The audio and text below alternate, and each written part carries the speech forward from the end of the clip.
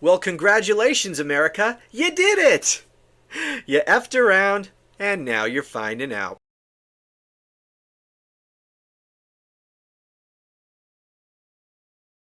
I was talking about Donald Trump's announcement that he's basically going to be slapping tariffs on the entire world except his buddy Vladimir Putin in Russia, because of course.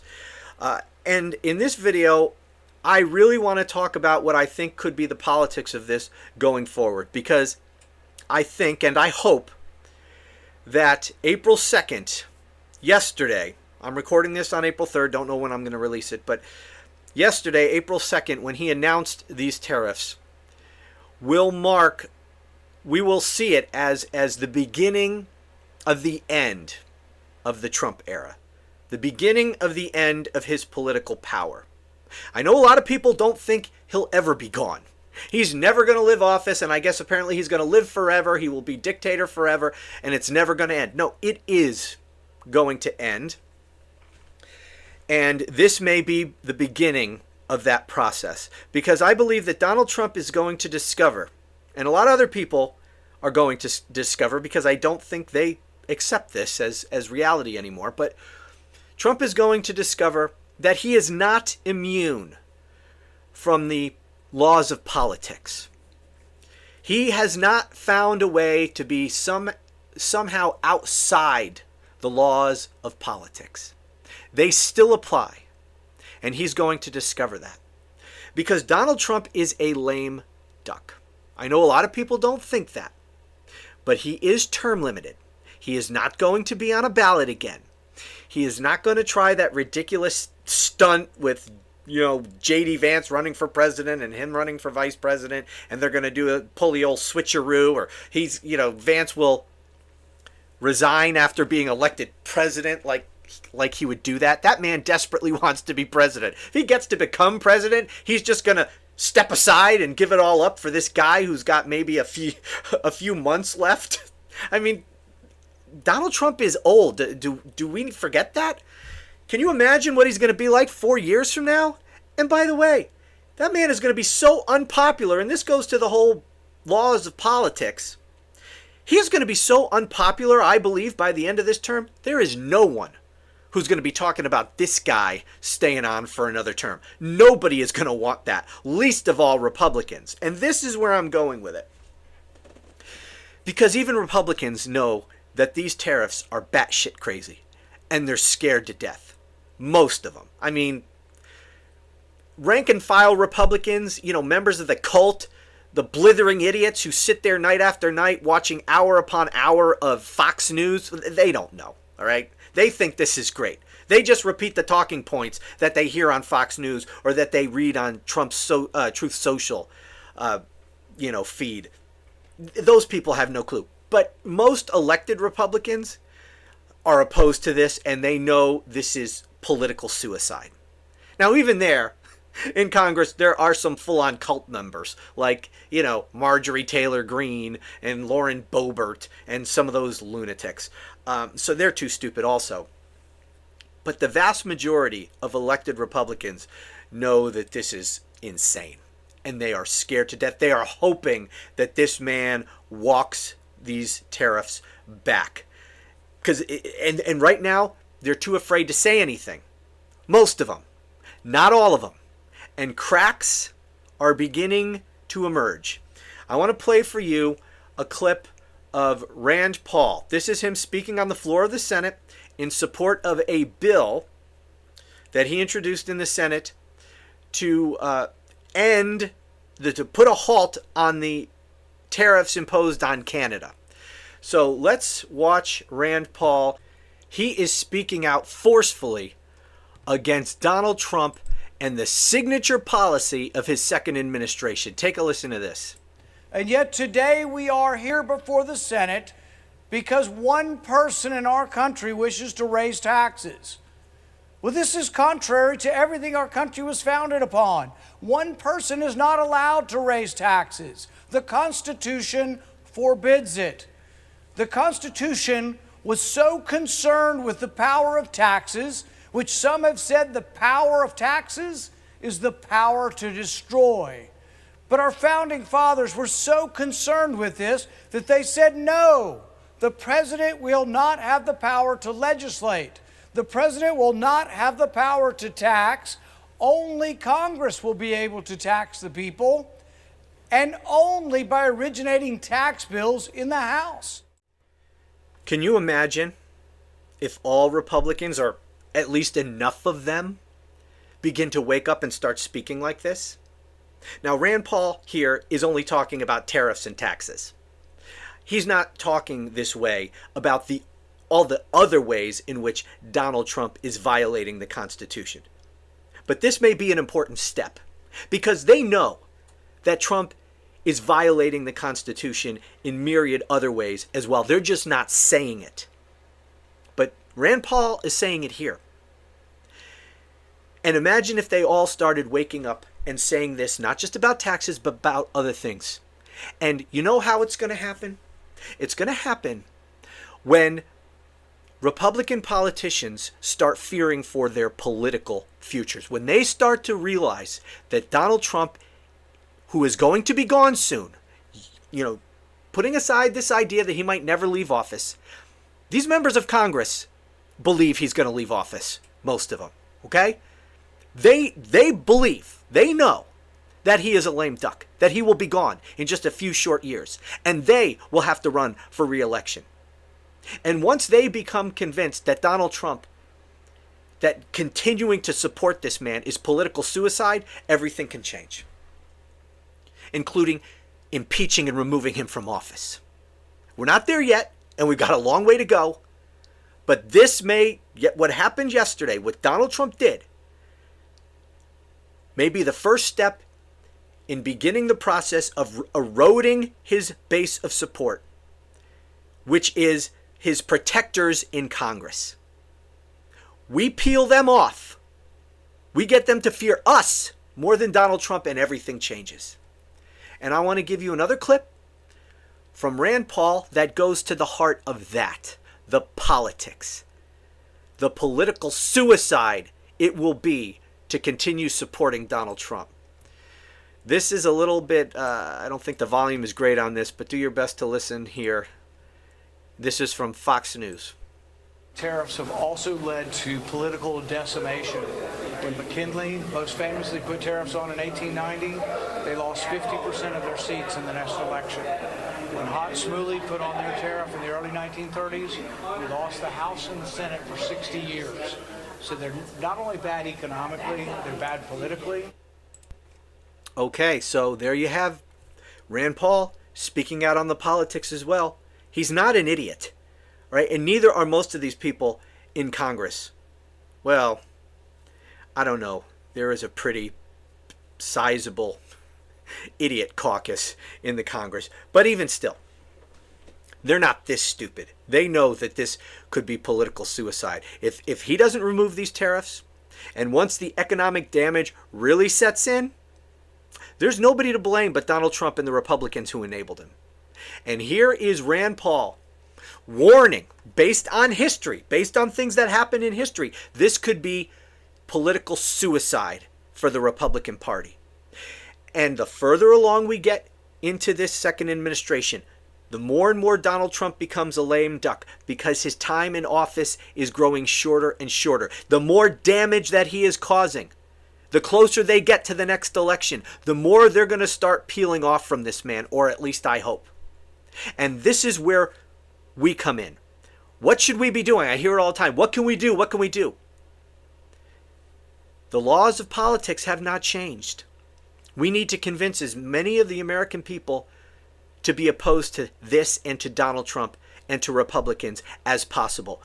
Drive Donald Trump's approval rating to the mid to low 30s and everything changes. You give Donald Trump a 33% approval rating, and these Republicans will abandon him as fast as they jumped on the Trump train to begin with. And then we could start talking about impeachment and removal. And especially if there is a bloodbath, a political bloodbath on the right in the midterm elections. Now, I'm hoping that we can impeach and remove him before then. I'm not hopeful of that. But I'm hopeful. I don't have a lot of confidence in that, better put.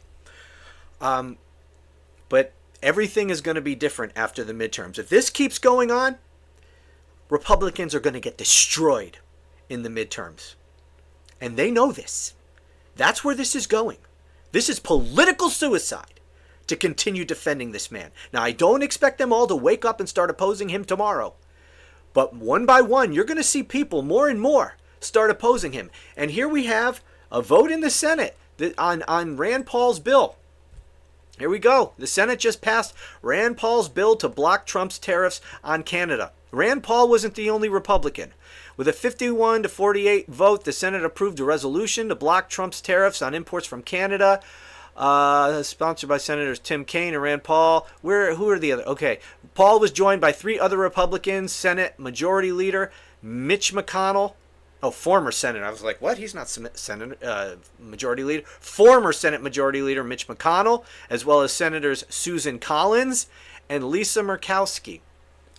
So there you have it. We had 4 Republicans vote against the Orange God King. And I think many of these Republicans, as time goes by, are going to be forced to stand up against this. They're not going to want to, many of them, because they're still going to be afraid of Fox News and the cult. But at some point, they are going to make the determination that they must. If they're going to win re-election, they're going to have to start speaking out against this stuff. And the more of them that do, that will only embolden others to do the same thing. There is strength in numbers. And that's always been the case, and it always will be the case. Now, here is what, of course, as you might imagine, Donald Trump did not take too kindly to these harsh words from Rand Paul and to the vote in the Senate. Now, this is never going to become law. This bill in the Senate to block Trump's tariffs on Canada, not going to happen. It's going to fail in the House, and of course, it would still have to be signed by President Trump. He's not going to do that, so it's never going to be enacted. But Donald Trump is very upset because he knows. I think he understands. I mean, the guy's a blithering idiot in a lot of ways, but he is cunning in a certain sense, and I think his lizard brain at least understands that the way he maintains power is to shut down all dissent. That's the basis upon which he has been operating for a decade. And that is how he has gotten complete control of the Republican Party, because he tolerates no dissent whatsoever. And he uses his cult to scare people into compliance. And that's what he does with his Truth Social account. And so here he is. This is what he posted in response to the Senate voting to block his tariffs. He wrote, Mitch McConnell of Kentucky, Susan Collins of Maine, Lisa Murkowski of Alaska, and Rand Paul, also of Kentucky, will hopefully get on the Republican bandwagon for a change and fight the Democrats' wild and flagrant push to not penalize Canada for the sale into our country of large amounts of fentanyl by trafficking the value of this horrible and deadly, or tariffing, excuse me, I am illiterate today apparently, tariffing the value of this horrible and deadly drug in order to make it more costly to distribute and buy. That was one friggin' sentence. My God, this guy is such an idiot. Anyway, let me just stop right there real quick. Canada isn't selling drugs, okay? Canada is not shipping drugs into this country. Maybe some criminals, a few, maybe like 2 or 3, are bringing a couple of handfuls worth of fentanyl into this country through Canada, but that's not the same thing. And by the idea that there's much drugs coming from Canada to begin with is a joke. That's just the excuse for putting on the tariffs. Anyway, continuing with the idiot. The Senate bill is just a ploy of the Dems to show and expose the weakness of certain Republicans, namely these 4, in that it is not going anywhere because the House will never approve it, and I, as your president, will never sign it. Why are they allowing fentanyl to pour into our country unchecked and without penalty? What is wrong with them other than suffering from Trump derangement syndrome? So I guess those 4 are those 4 Republicans who defend you and usually support you and kiss your ass, or suffering from Trump derangement syndrome. This is how he keeps them in check. No dissent of any kind is allowed. Who can want this to happen to our beautiful families, and why? To the people of the great states of Kentucky, Alaska, and Maine, please contact these senators and get them to finally adhere to Republican values and ideals. Translation, to my violent cult, please, phone in death threats. Make these people fear for their lives to get them back on my side and doing what I want. That's what he really means. They have been extremely difficult to deal with and unbelievably disloyal to hardworking Majority Leader John Thune and the Republican Party. Make America great again. Going back to what he said in the sentence, the immediately preceding sentence, he wrote, get them finally to adhere to Republican values and ideals. To what Republican values and ideals is he referring?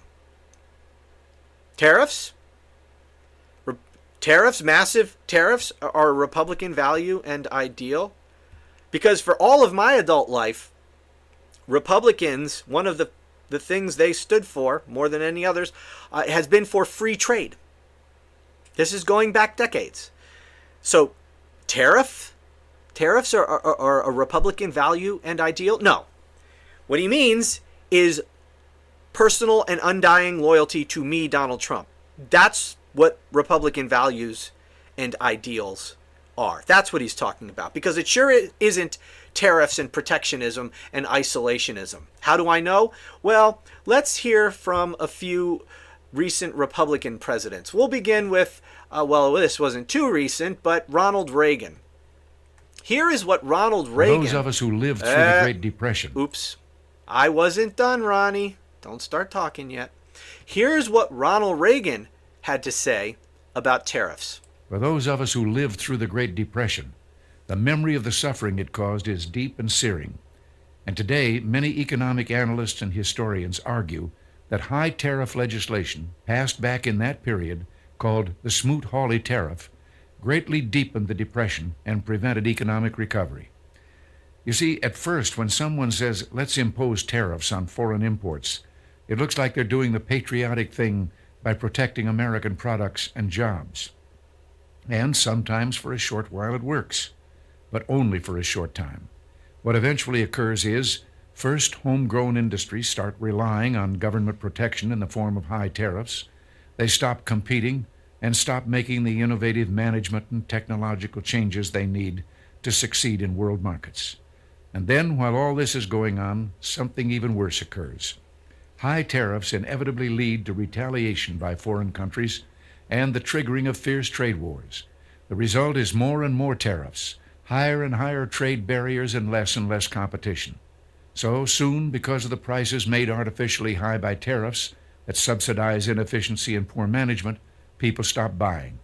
Then the worst happens. Markets shrink and collapse, businesses and industries shut down, and millions of people lose their jobs. The memory of all this occurring back in the 30s made me determined when I came to Washington to spare the American people the protectionist legislation that destroys prosperity. Now, it hasn't always been easy. There are those in the Congress, just as there were back in the 30s, who want to go for the quick political advantage, who risk America's prosperity for the sake of a short-term appeal to some special interest group. Does that sound anything like today's MAGA-fied Republican Party? No. Of course not. Ronald Reagan wouldn't be welcome in today's Republican Party. They'd call him a rhino, a cuck, a libtard. Right? He would not be welcome. And he's not the only one. How about another recent Republican president, George W. Bush? I'm going to show you a clip here, if I can find it, of him talking about not just tariffs and protectionism, but isolationism and all of that. Here's what I found it. There we go. Here's what George W. Bush had to say, and this was well before Donald Trump came on the scene. He's pretty prescient here in what he says. What's interesting about our country, if you study history, is that there are some isms that occasionally pop up. One is isolationism, and its evil twin protectionism, and its evil triplet nativism. So if you study the 20s, for example, there was an American First policy that said, who cares what happens in Europe? Well, what happened in Europe mattered eventually because of World War II. There was Smoot-Hawley, which was a part of an economic policy, which basically said we don't want trade. In other words, let's throw up barriers. And there was an immigration policy that I think during this period argued we had too many Jews and too many Italians, therefore we should have no immigrants. And my point to you is we've been through this kind of period of isolationism, protectionism, nativism. I'm a little concerned that we may be going through the same period. Okay. So the point is, this Republican Party is not the Republican Party of old or even of recent history. George W. Bush, his father, Ronald Reagan, they wouldn't be welcome in today's Republican Party. The Republican Party, as it existed before Donald Trump, is dead and gone. And it's not coming back.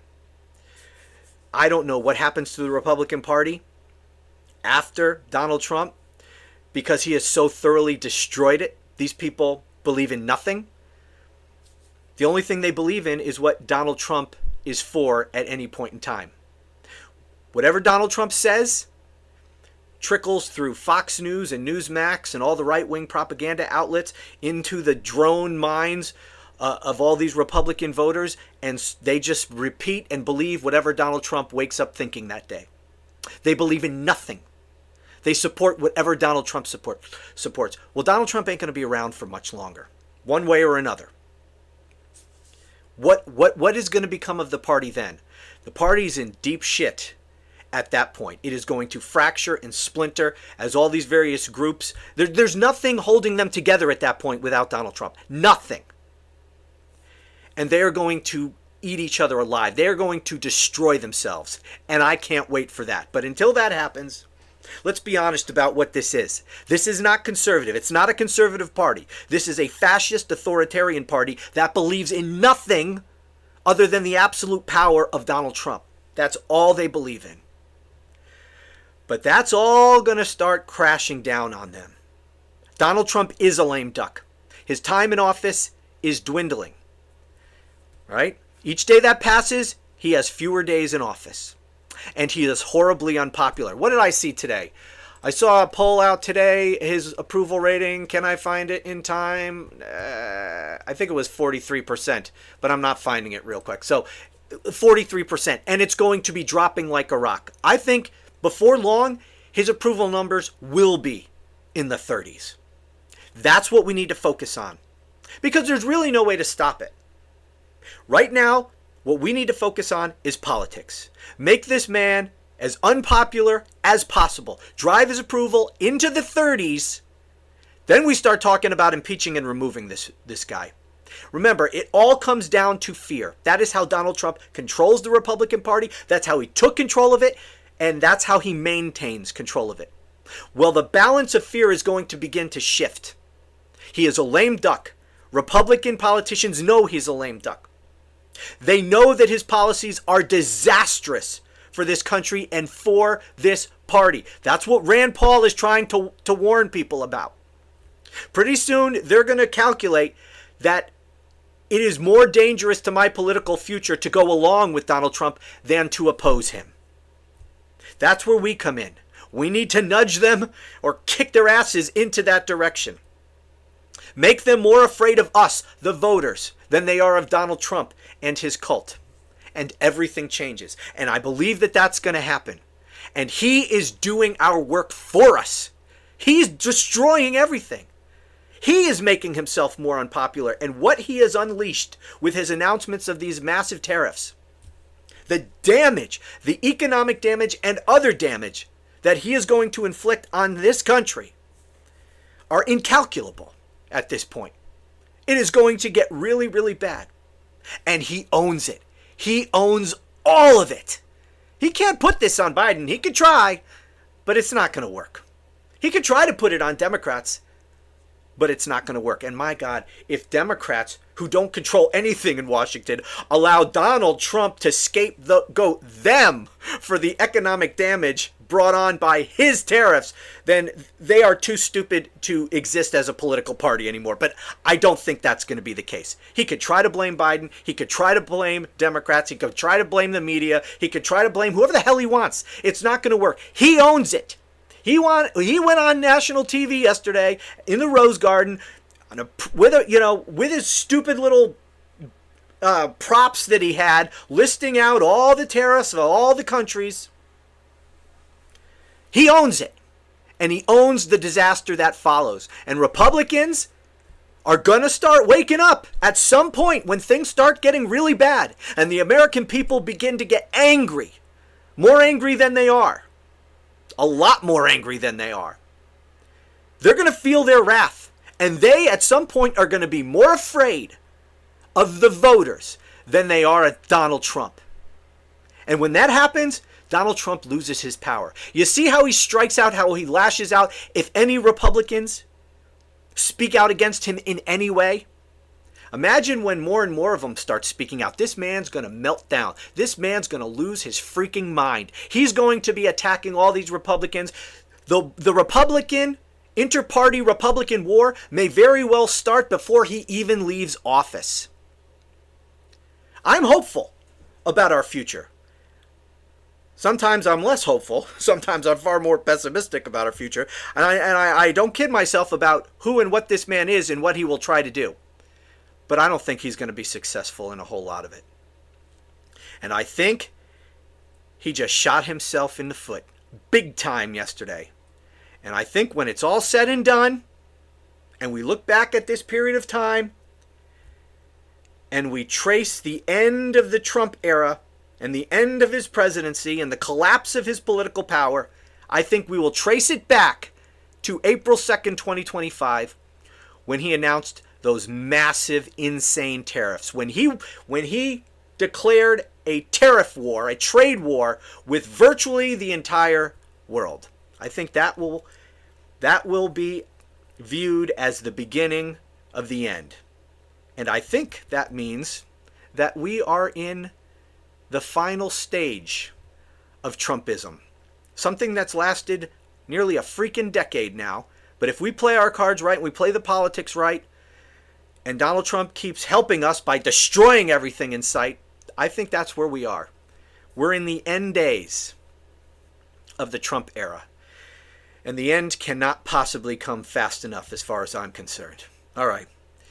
That's it. Thank you so much for watching this 3-part series. If you haven't watched the previous 2 videos, I've got them linked in the description below. Please watch them. Thank you so much for watching, and I'll talk to you again soon.